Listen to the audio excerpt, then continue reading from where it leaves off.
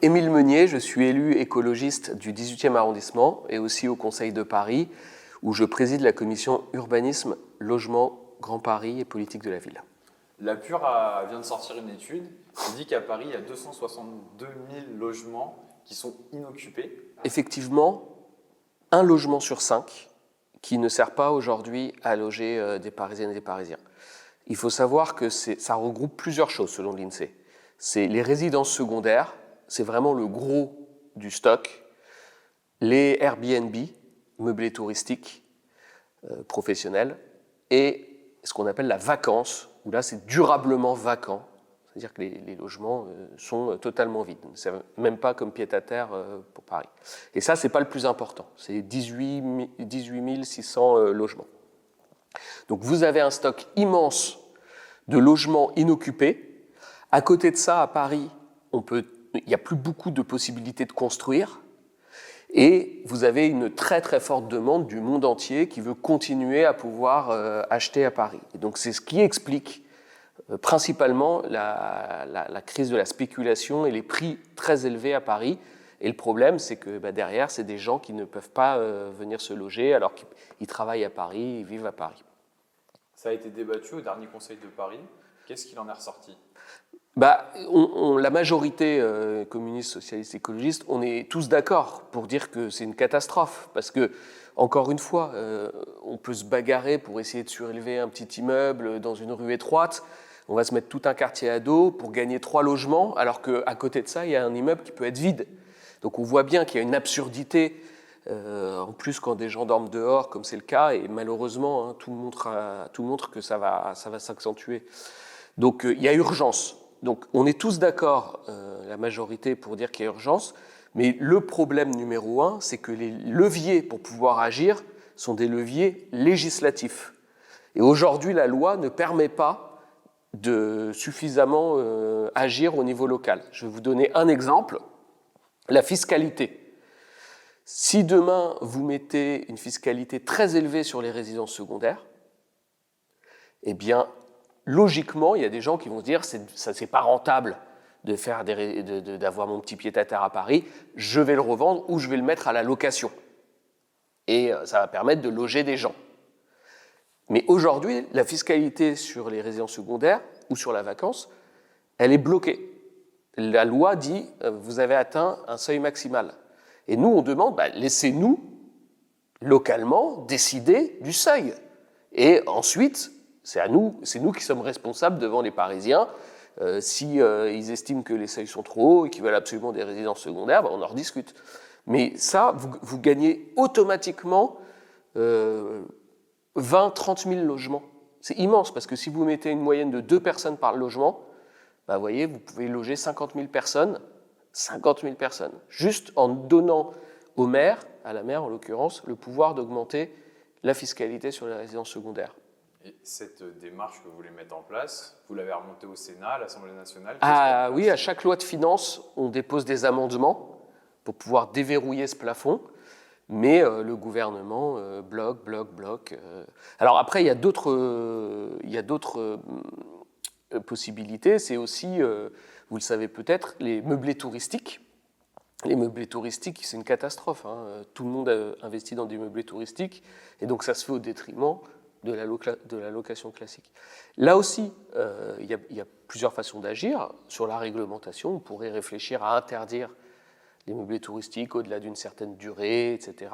Moi, j'y suis favorable, mais il y a une façon, on va dire, un peu plus soft d'agir, c'est sur la fiscalité. Et vous savez peut-être qu'aujourd'hui, la fiscalité sur les meublés touristiques, elle est plus avantageuse que la fiscalité sur la location longue durée. Donc un investisseur a plus intérêt à investir dans des meublés touristiques qui ne servent pas à loger les gens, plutôt que dans des appartements qui vont loger les gens sur le long terme, des familles. Donc il faut tout repenser. Mais le gouvernement, pardon de le dire, mais je ne le comprends pas, alors qu'on a une crise du logement, que tous les indicateurs sont dans le rouge, je ne sais pas, bloc, peut-être par idéologie, au nom d'un droit de la propriété un peu idéalisé, mais qui est totalement en déconnexion avec les besoins du terrain. Pourtant, sur l'Airbnb, il y a quand même une loi qui est passée pour réduire le nombre de nuitées. C'est pas suffisant, du coup. Alors ça va dans le bon sens. Ça va dans le bon sens. Ce qu'il faut bien comprendre, c'est qu'aujourd'hui, un particulier peut louer moins de 120 jours son appartement, si c'est sa résidence principale. Nous, déjà, on se dit 120 jours, c'est un peu long. Peut-être que 90 jours, c'est mieux parce qu'en fait, 120 jours, ça commence à devenir rentable de ne faire que ça. Et donc, encore une fois, on se retrouve à prendre et évincer les logements pour loger les gens.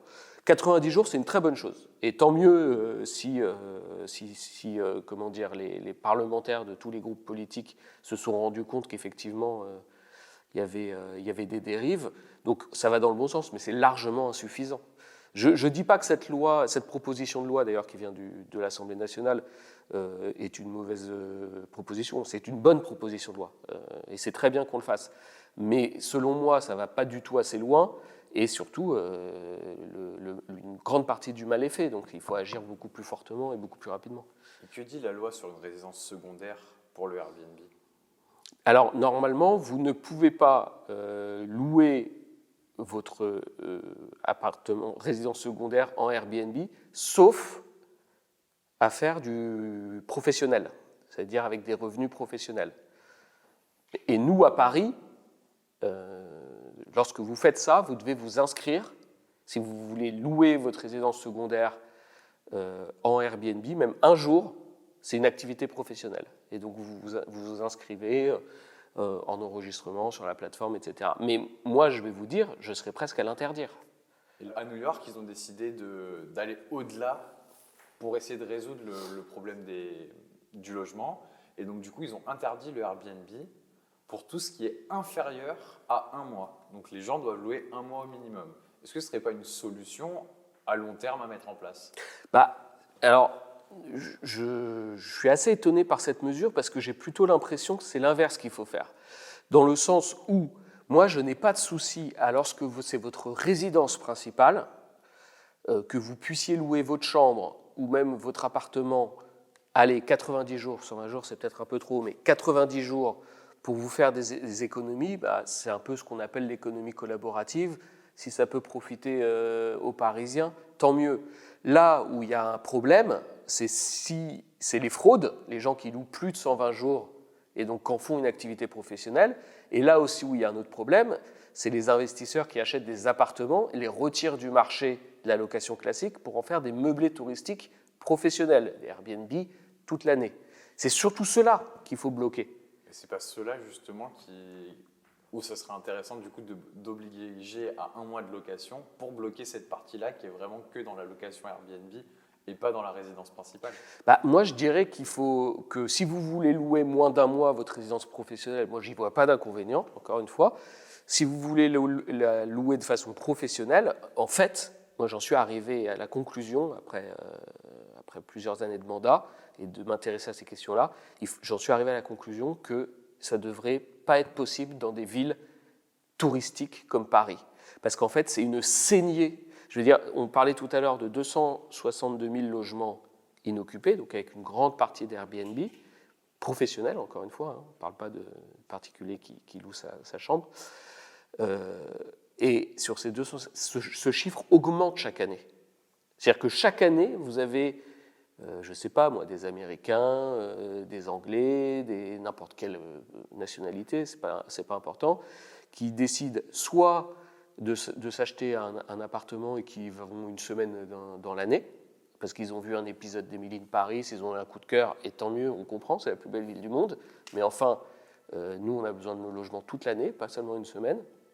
Soit, et c'est des stratégies d'investisseurs, qui se disent, on va, plutôt que, dès qu'il y a un appartement qui se vend, voire des immeubles qui se vendent, on achète et on les transforme en activités professionnelles. Et c'est aussi les rez-de-chaussée des commerces qu'on va transformer en activité de location. Donc c'est aussi des fois nos rues qui étaient très animées, qui tout d'un coup deviennent des espèces d'hôtels touristiques. Donc vraiment, là, il y a un fléau et il faut se dépêcher d'agir.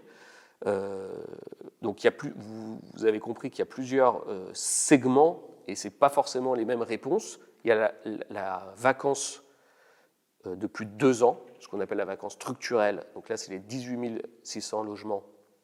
Ce qu'on dit, nous, c'est que là, il faut donner au maire le pouvoir de réquisitionner. Aujourd'hui, le pouvoir de réquisition est dans les mains du préfet, qui n'utilise jamais. Il faut donner ce pouvoir au maire. Réquisitionner, ça ne veut pas dire voler. On indemnise, etc. Mais au moins, on peut faire loger des gens ou des questions d'hébergement d'urgence le temps que la personne décide de se réapproprier son appartement. Les Airbnb, nous en avons parlé, on peut jouer sur la fiscalité, on peut jouer aussi sur la réglementation, et moi je suis pour interdire les meublés touristiques professionnels à Paris, aussi simple que ça. Et sur les résidences secondaires, où aussi on a pareil, chaque année le nombre augmente, une fiscalité beaucoup plus forte pour dissuader, faire revenir dans le parc des résidences principales une partie de ces logements. On peut aussi réfléchir à un nombre maximum de résidences secondaires, caper le nombre, je ne sais pas, peut-être à 100 000 maximum à Paris, et pas plus, pas en autoriser une de plus. Donc on crée un marché secondaire des résidences secondaires, j'en ai conscience, mais au moins on sait que le nombre ne va pas augmenter. Mais dans tous les cas, la philosophie qu'il y a derrière, c'est qu'il faut loger des gens. On a quand même plus de 200 000 personnes qui sont en attente d'un logement social à Paris. Il faut loger des gens. On a du logement disponible, contrairement à ce qu'on pourrait croire, c'est les 262 000 logements. Donc ce n'est pas en construisant en cœur d'îlot ou quelques étages de plus, faisons-le s'il faut, mais ce n'est pas là qu'on peut trouver le stock de logements. C'est dans l'existant. Et en plus, c'est de l'écologie, parce que quand c'est dans de l'existant, il n'y a pas besoin de construire. Et il n'y a pas besoin d'artificialiser des sols. Et il n'y a pas besoin de surdensifier une ville qui est déjà très dense. Donc vous avez un stock de logements, il faut aller le récupérer. Et pour ça, les leviers sont principalement législatifs. Néanmoins, il faut aussi raisonner à droit constant, parce qu'avec ce gouvernement, on n'est pas sûr qu'il nous l'accorde dans les mois et les années qui viennent, le pouvoir d'agir.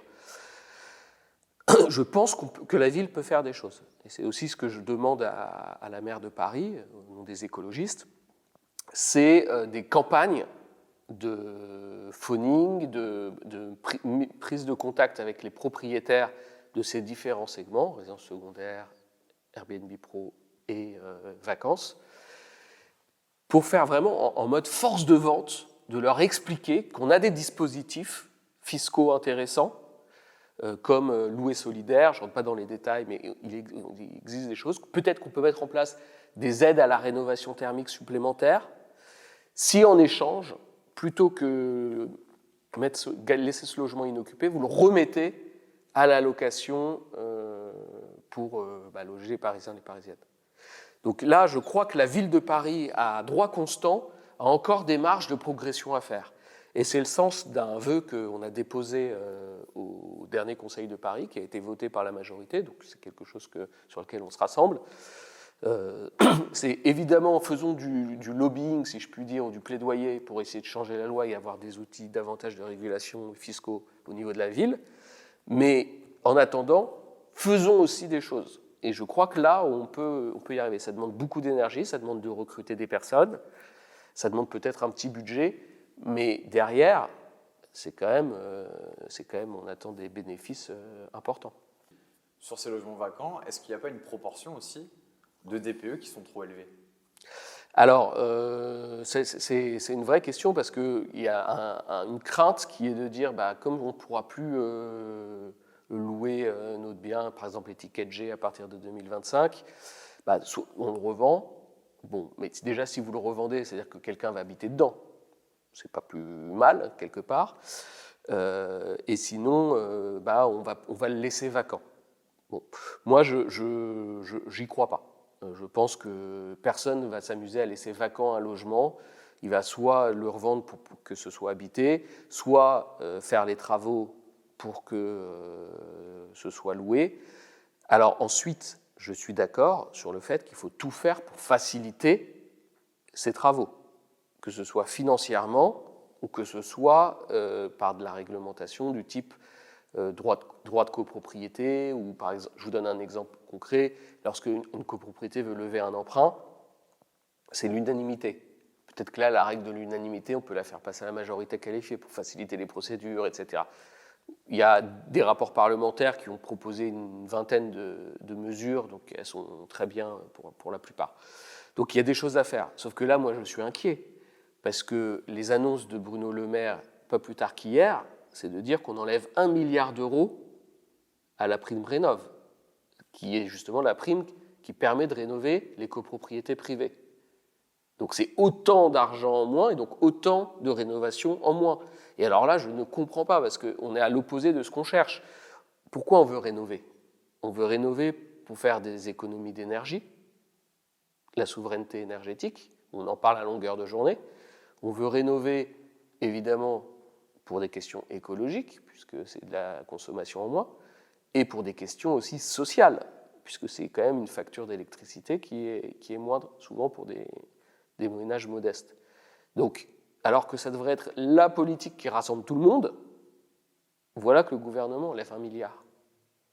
Il y a quelque chose là qui ne va pas. Donc, effectivement, on risque de se retrouver au moment des échéances de fin de logement, où les copropriétaires n'ont pas pu, faute de moyens, faute de prise en compte par l'État de la situation, et donc on risque de se retrouver dans les blocages. Donc qu'est-ce qu'on fait dans ce cas-là? On dit tant pis pour la réglementation écologique et sociale, ou est-ce qu'on se dit non, on va mettre toute notre énergie à former, à faciliter les réglementations, à financer la rénovation thermique? Moi, je suis plutôt de la deuxième école. Simplement, il faut avoir cette volonté politique. Il faudrait plutôt augmenter le budget que le réduire. Bien sûr. Ce n'est pas de la dépense inutile, c'est un investissement, puisque derrière, vous récupérez de l'argent sur votre facture d'électricité, vous récupérez de la souveraineté énergétique dans un monde qui est de plus en plus incertain. Vous rentrez dans le cadre des accords de Paris. Enfin, il n'y a que des vertus à le faire. Vraiment, il y a des fois des choses qu'on ne comprend pas. Et pour aller plus loin, là, avec les Jeux Olympiques qui arrivent, oui. On n'a pas un risque que justement le nombre de logements vacants à la suite des Jeux Olympiques explose?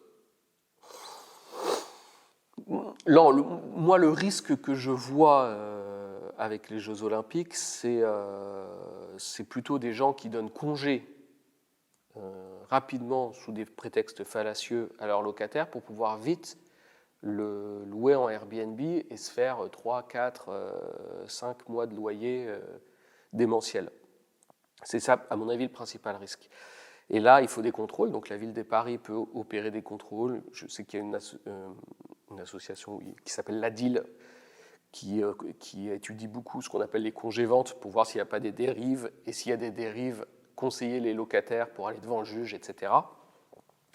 Mais là, c'est à mon avis un problème majeur et donc l'État aussi devrait mettre son nez dedans en termes de contrôle.